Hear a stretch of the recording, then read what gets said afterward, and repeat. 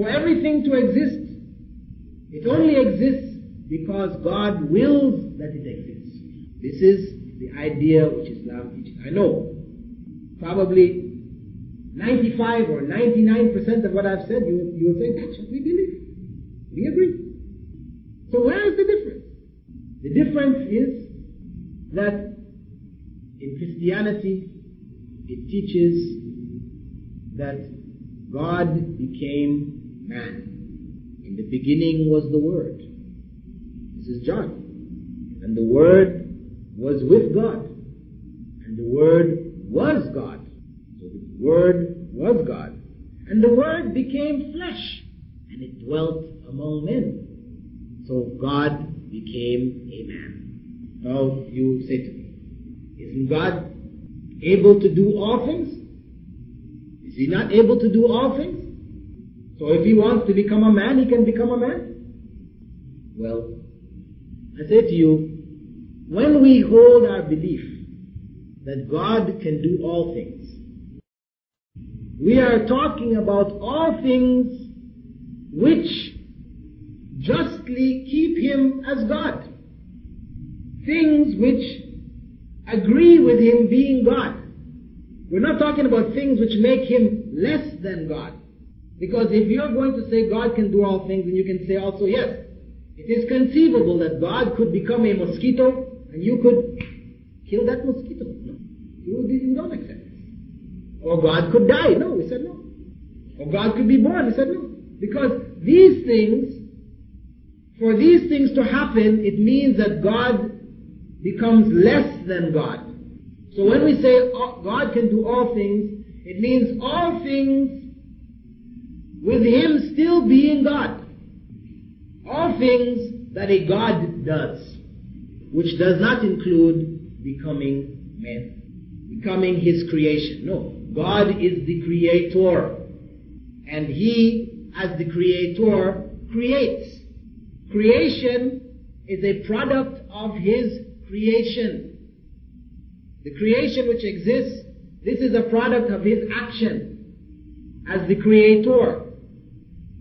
So it is inconceivable that God, who is the Creator, would become His creation. He turned Himself into His creation. No, this is inconceivable.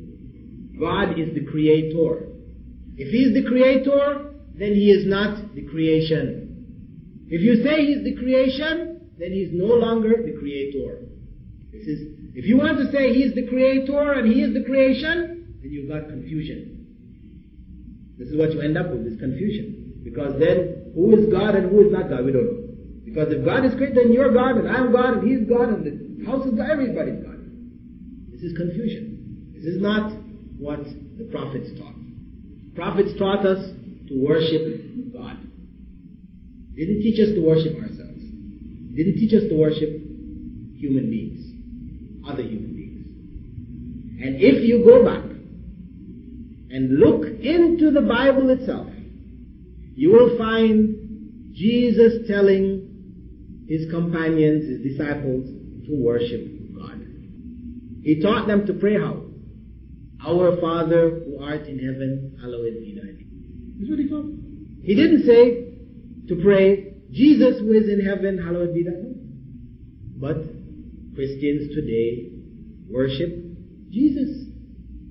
Christians believe that Jesus is God, but still they're worshipping Jesus, who was a man. So in the end, they're worshipping a man. Just like you may find Hindus who worship a cow.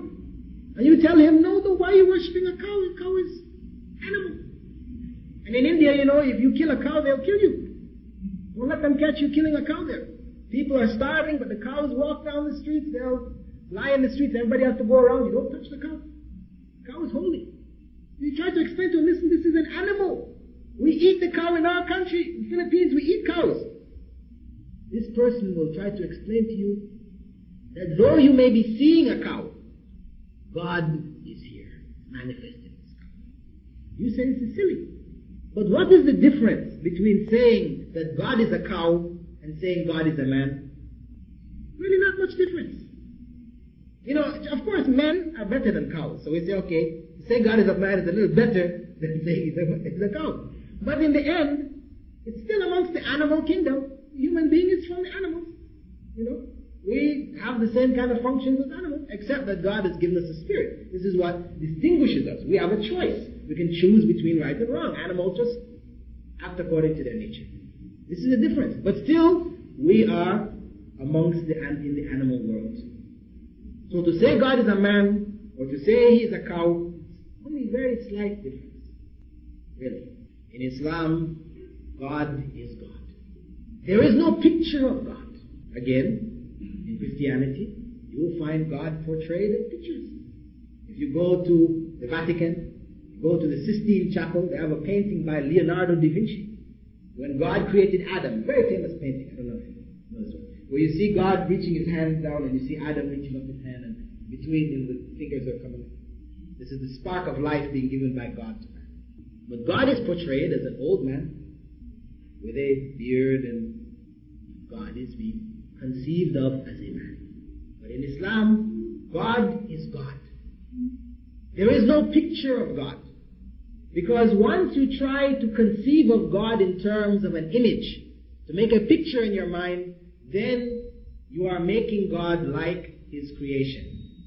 Because whatever is in your mind is from what you saw or what you heard, and it is from the creation. So you will be making God like his creation. So this is why it is totally prohibited to make any picture. This is according to the original teachings.